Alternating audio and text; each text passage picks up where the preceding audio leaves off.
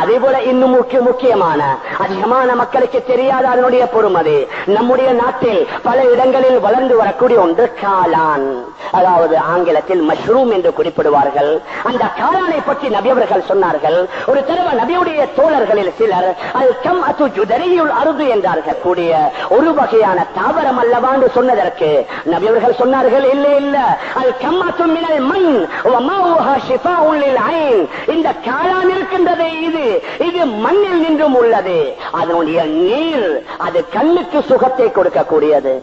மண்ணு என்று குறிப்பிட்டதற்குரிய காரணம் ஹஜ்ரத் மூசா அலைஹிஸ்ஸலாத்து வஸ்ஸலாம் அவர்களுடைய கூட்டத்திற்கு எந்த முயற்சியும் இல்லாமல் அல்லாஹ் அவனுடைய குதிரத்தால மண்ணு சல்வாவை வெளியாக்கியதை போன்று இந்த உம்மத்துடைய எந்த சிலமும் இல்லாமல் அல்லாஹ் அவனுடைய குதிரத்தால் இந்த காளான்களை வெளியாக்கி கொண்டிருக்கின்றான். அதனால் நபி அவர்கள் சொன்னார்கள், வமாஉஹா ஷிஃபாஉன் லில் ஐன். அந்த காளானுடைய நீர் இருக்கின்றது, அந்த காளானுடைய நீர் அது கண்ணுக்கு சுகத்தை தரக்கூடியது.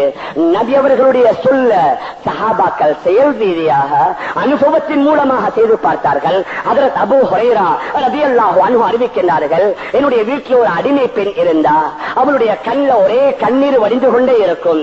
அவளுடைய பார்வை கொஞ்சம் குறைந்து கொண்டே போனது.